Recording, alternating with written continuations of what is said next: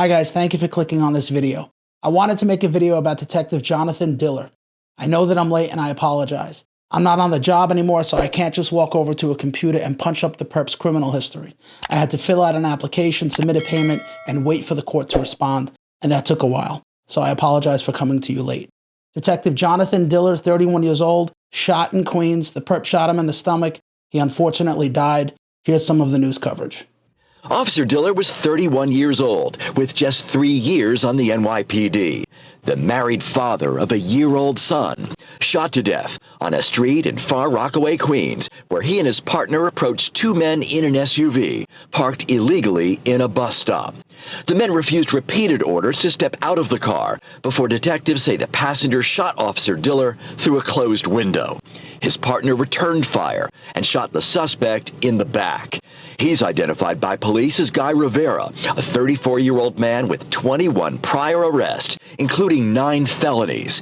He is expected to survive. His gun was recovered at the scene. 21 priors, 9 felonies. Now keep in mind, if you're arrested 21 times, you've committed way more than 21 crimes, unless you're stupid enough to get caught every single time you break the law. 9 felonies, 2 of those were for attempted assault 1 and rob 1. Both of those stem from the same incident. Rivera went over to take this guy's money, threatened him. The guy refused, so Rivera went home to get his gun. This is back in 2011 when the DA's office hadn't yet been infected with the liberal scum.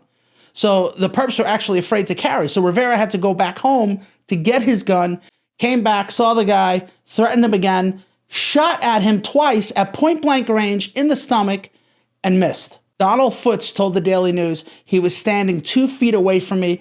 I don't know how he missed me. He was pointing at my stomach.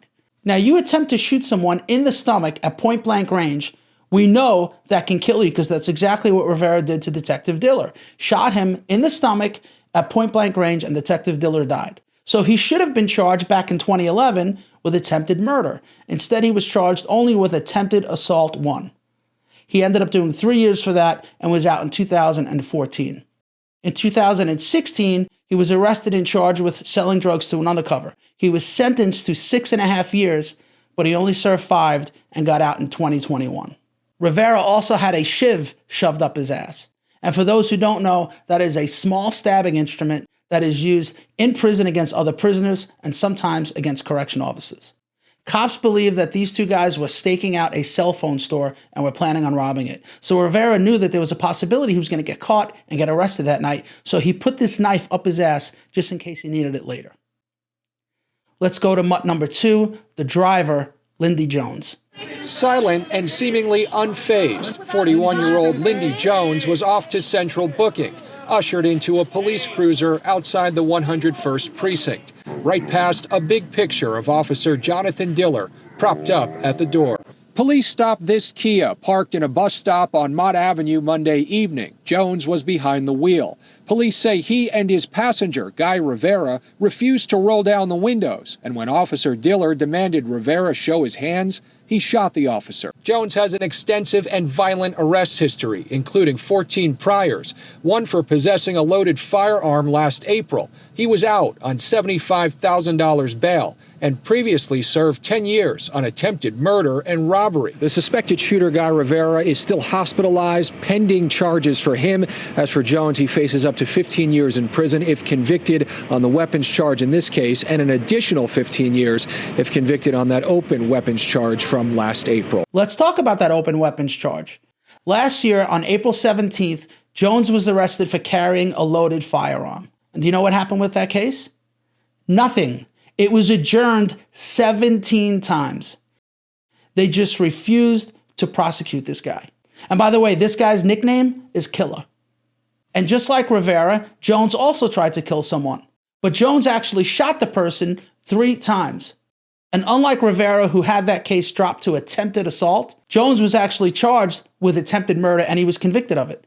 And he served 10 years. When Jones was arrested by police on this charge, he said, quote, "My name is Lindy Jones and I shoot people."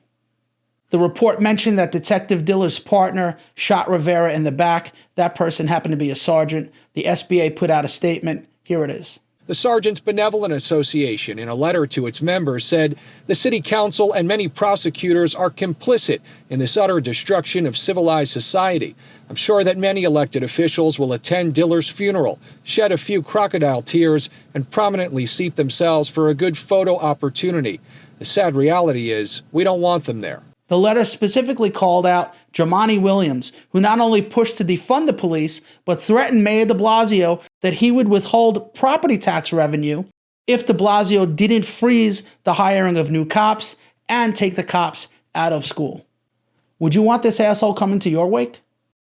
There were others who also weren't welcomed at the wake, including Governor Kathy Hochul, Letitia James, and Mayor Adams. Brand new video shows New York Governor Kathy Hochul getting an earful as she was leaving the wake for murdered NYPD officer Jonathan Diller, this over in Massapequa.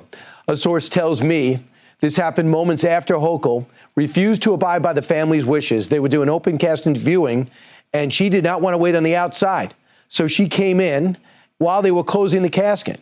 As she stormed in, they just couldn't stop her. I'm told that family members let her have it when she got there, saying, quote, "His blood is on your hands." When Hochul got outside, that's when another family member confronted her, telling her that the governor laws need to change because that's the reason why Officer Diller is dead tonight. Hochul wasn't the only one approached at the wake. Mayor Eric Adams and DA Alvin Bragg were both confronted directly, this time by Officer Diller's wife. The source tells me she let them have it too, telling them the same thing that was told to Hochul. His blood is on your hands. I understand that Bragg kept quiet, and for a second it looked like Adams was going to engage. He realized he was heavily outnumbered and a politician, thought better of it, and left. Diller's wife wanted an open casket for the family only. Hochul doesn't want to wait outside, so she comes in anyway. I am so glad that the Diller family told her off. These criminal-loving, cop-hating Democrats who push to defund us, who pass laws that make our job way more dangerous than it needs to be, have the nerve to show up at the wake. But wait, it gets better. The most shocking part about all this is that despite the fact that none of these leaders were welcomed at the wake, I have now learned tonight from a source that Kathy Hochul, the governor, asked to speak at tomorrow's funeral at St. Rose. So did, hold on to something tight, AG Letitia James. Both were rejected by the family. They want to speak at the funeral. Can you imagine? Adams did speak. Here's some of what he said. One of the perpetrators, the driver of the car, did have a gun arrest back in April of 2023 and was out on the street. Joe Marino, your post. Hold on. April 2023. Less than a year. Gun charge. He's back on the streets. April 2023. This is what you call not a crime problem, a recidivist problem. Same bad people doing bad things to good people. Less than a year. He's back on the streets with another gun. I agree with some of that statement. You cannot arrest violent criminals and then throw them back out onto the street and expect to have a civilized society. So I'm with you on the recidivist issue. Two things, Eric. Number one, it's your party that's doing it. It's not the Republicans. It's not Trump. It's you and the Democrats. You can call Alvin Bragg and Darcel Clark and Kathy Hochul and tell them to cut their shit. But you won't because they're Democrats. The Democrats who are supposedly outraged about gun violence refuse to prosecute the thugs that actually use them. Number two, how can you say we don't have a crime problem? You're standing at a press conference discussing how a cop was just shot and killed, and we don't have a crime problem? This reminds me of the 2020 riots, when the liberal media was standing in front of the burning buildings swearing that the protests were mostly peaceful. Do you remember that? I want to be clear in how I characterize this. This is mostly a protest. It is not, generally speaking, unruly, but fires have been started. Someone who was welcomed at the funeral was President Trump. Here's some of what he said. What happened is such a sad event, such a horrible thing, and it's happening all too often, and we're just not going to let it happen. We just can't. 21 times arrested, this thug, and The person in the car with him was arrested many times, and they don't learn because they don't respect. They're not given the respect. The police are the greatest people we have. There's nothing and there's nobody like them, and this should never happen. I just visited with a very beautiful wife that now doesn't have her husband. Stephanie was just incredible. Their child, brand new, beautiful baby, sitting there innocent as can be, and doesn't know how his life has been changed. But the Diller family you'll never be the same. You can never be the same. And we have to stop it. We have to stop it. We have to get back to law and order. We have to do a lot of things differently because this is not working. This is happening too often. It's an honor to be here. And again, I want to just thank all of you folks for allowing this. And Bruce, thank you. Bruce has been a friend of mine for a long time. He's done an incredible job out here. But this is such a sad occasion. The only thing we can say is maybe something is going to be learned. We've got to toughen it up. We've got to strengthen it up. This should never be allowed. Things like this shouldn't take place, and to take place so often. So thank you all for being here. It's an honor, and it's an honor for me to be here. This is a great family, the Diller family. I met the friends, and I met every one of them inside, and these are just incredible people that are just devastated. They're devastated. They've got a tough road.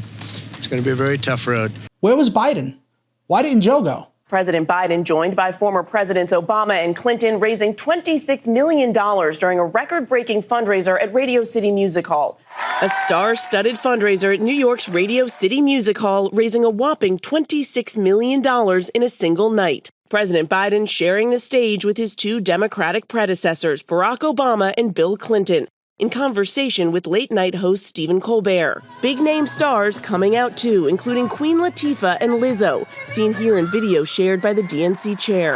We got 3 presidents in the building tonight. That sounds like a party to me. The record-breaking event bringing in more money than Trump raised all last month, with tickets selling from $225 to $500,000. $500,000 a ticket. For one ticket. We know you're not going to go alone, so it's $1 million to attend this event. This is how Fox covered it.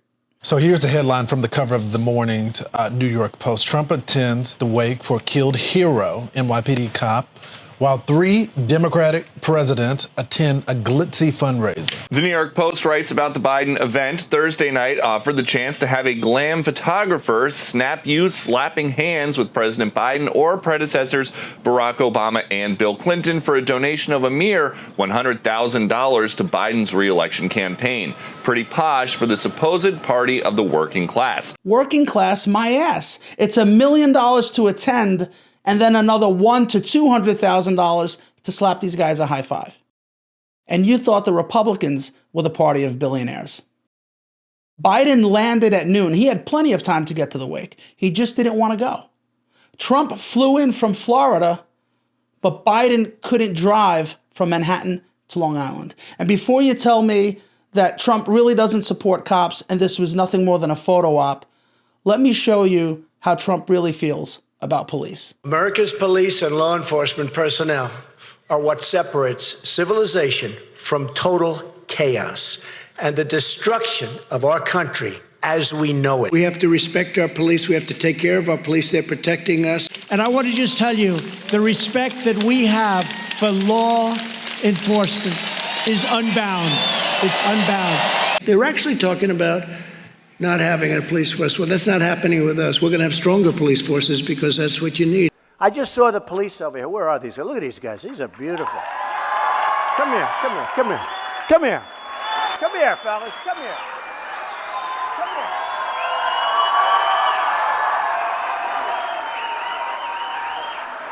Come here, fellas. Get up here.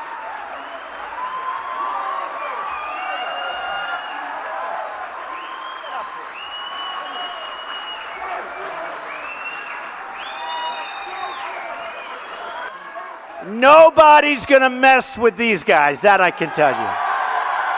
Nobody. Nobody.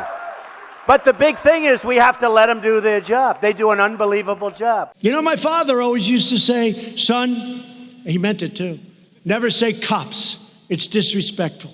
Say police officer. I say, okay, Bob. But honestly, the truth is with time, I love you guys, whether you're cops, police officers, law enforcement, I'll call you whatever you want. It doesn't matter. You are so great, so respected. You don't even know how much our public loves you. You don't know it.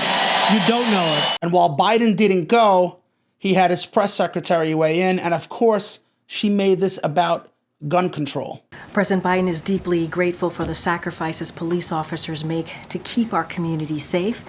This shooting is yet another painful reminder of the toll of gun violence, that what it's doing to inflict on families and our communities and our nation. And that's why the president signed more than 24 executive actions. That's why we're able to pass a bipartisan agreement to deal with the gun violence that we're seeing in this country. She's blaming the guns again, of course. Police make thousands and thousands of arrests for some pretty vicious crimes, but no cop anywhere has ever put handcuffs on a gun, because it's not the gun, it is the person who pulled the trigger. Saying guns kill people is like saying scalpels perform abortions.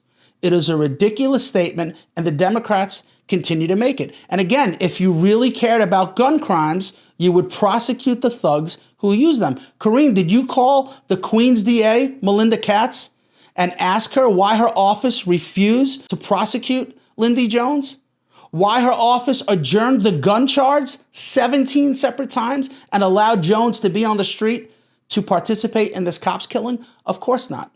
Because just like everyone else in this administration, you're lying. But wait, it gets better. Listen to her talk about the COPS program. And today, Karine Jean-Pierre is pointing fingers at Republicans.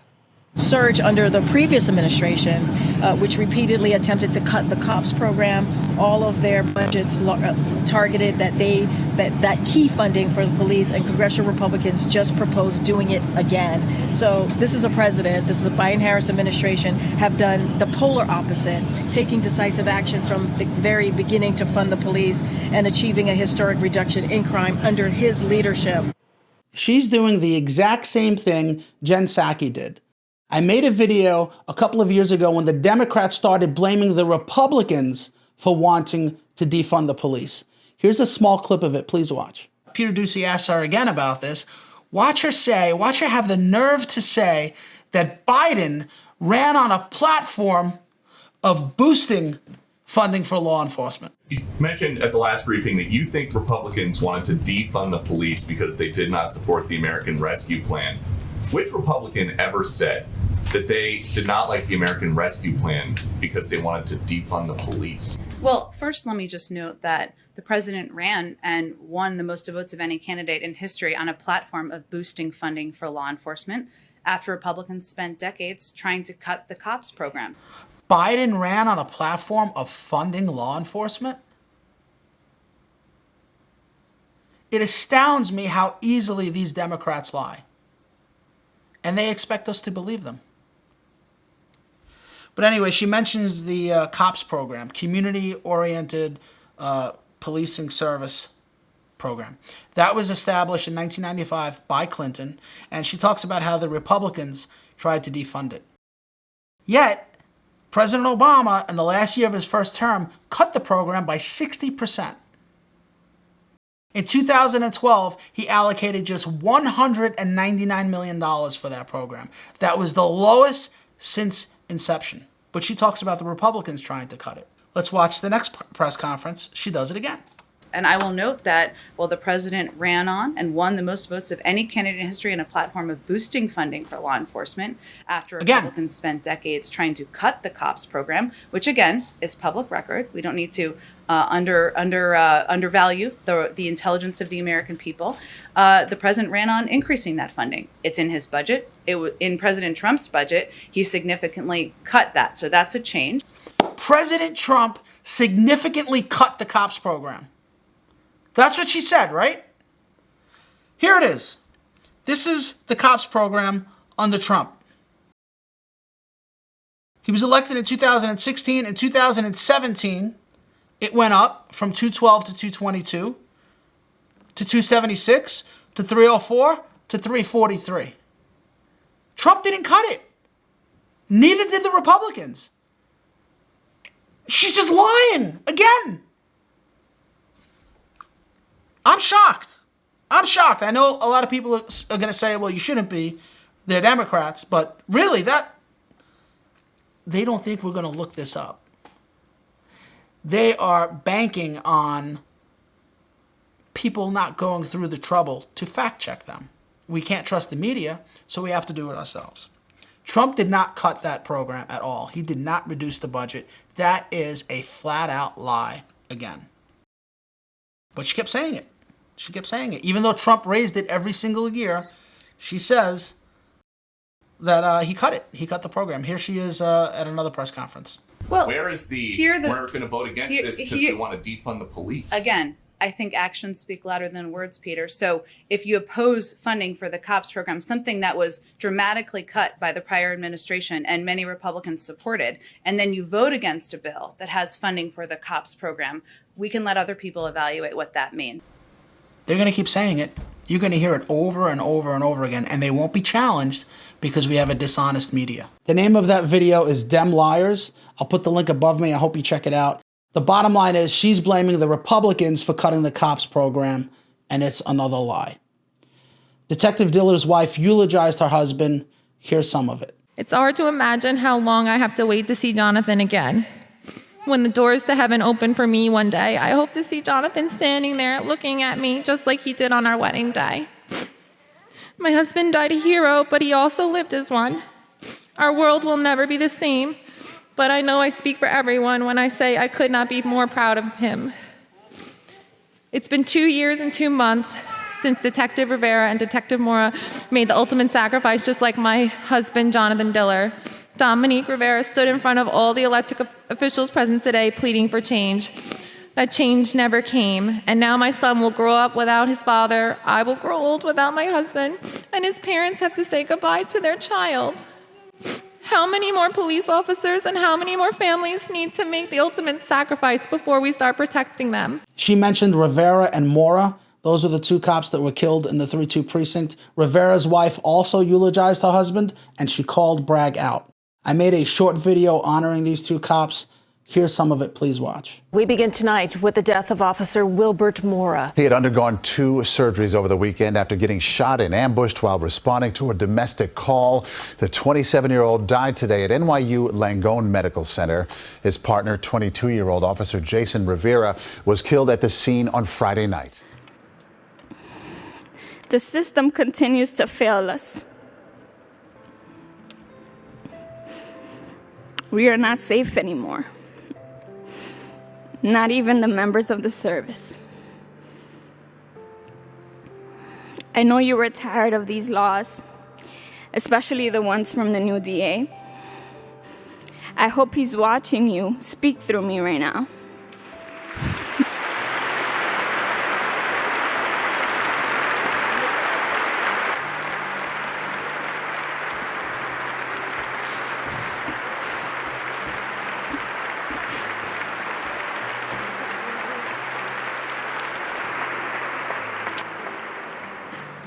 I'm sure all of our blue family is tired too. But I promise, we promise, that your death won't be in vain. I love you to the end of time. We'll take the watch from here.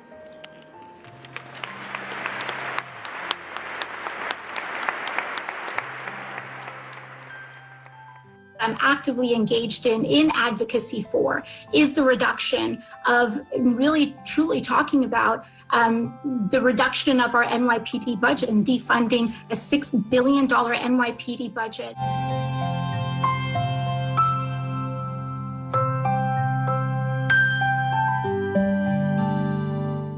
I made that video 2 years ago, and Bragg is still in office today.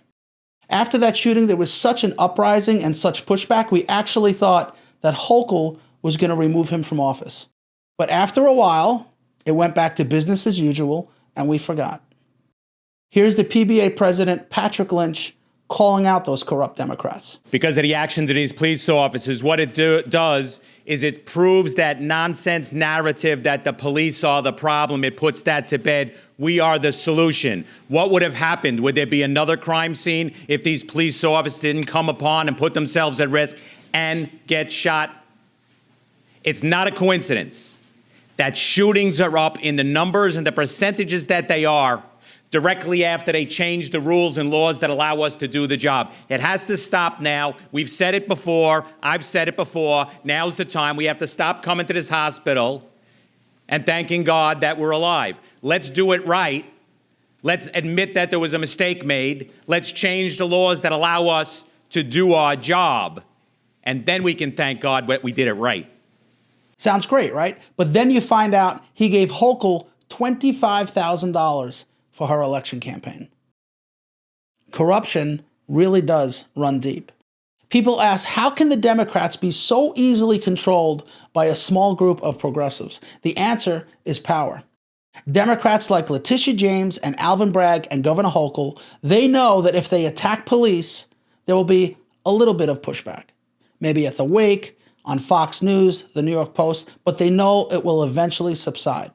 But if they anger the left, forget about it. The progressives will be showing up at their lawn and harassing them at work. In fact, they might not even have a job if they anger the progressives. And that's what they fear the most. They want to remain in office as long as possible. They don't want to lose power. I don't know how anyone can vote for a Democrat, especially if you have a cop in your family. And mark my words, these corrupt DAs like Alvin Bragg will continue to stay in office, and we will continue to see innocent people being pushed in front of oncoming trains and women being punched in the face.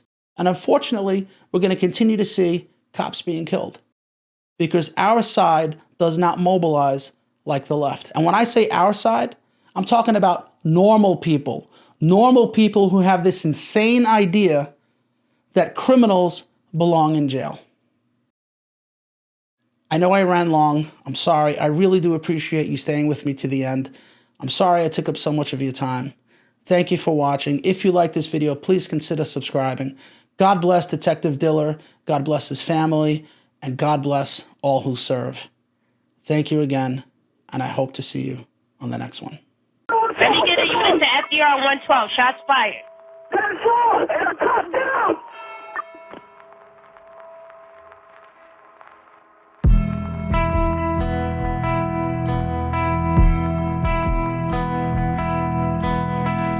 Man down, I'm bleeding out. There's no time, so please hear me out.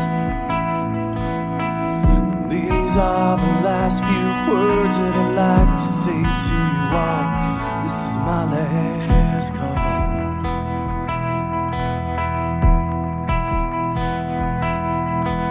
Tell my wife I love her and that I won't be home tonight. Thank her for those long, hard years that we tried to get it right. And tell her I'll be waiting after she makes it through it all. This is my last call.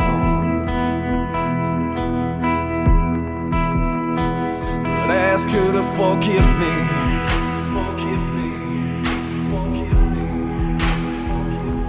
Tell her I'm sorry.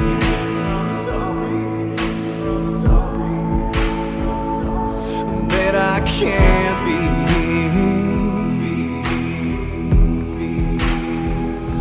the man that she's gonna be.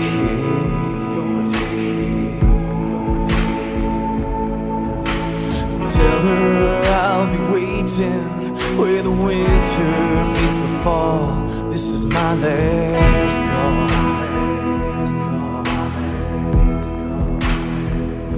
And tell my children that I love them. Oh yeah, that daddy always loved them so. And tell them to hold their mother tight and to never let her go. And tell them I'll always be watching, looking over them through it all. This is my last call.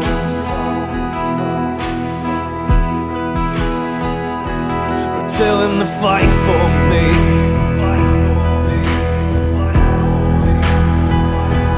Do what's right for me.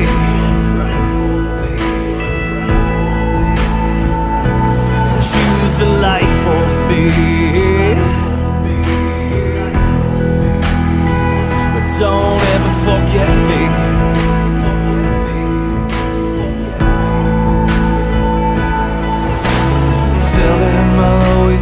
watching, and I'll be there when they fall.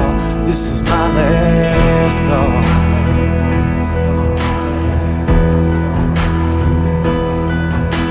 For those who serve beside me and who held that thin blue line, stand tall, stand strong, and hold your head up high. I'm sorry I let you down today, but please know I gave my all. This is my last call.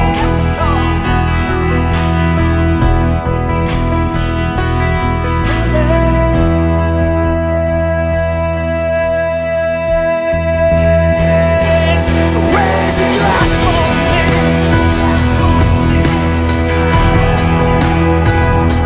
And kick some ass for me.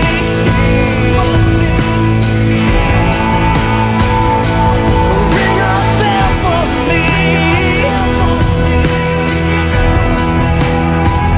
Send them straight to hell for me.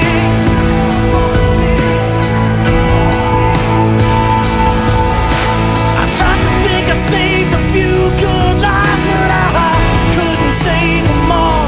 This is my last call.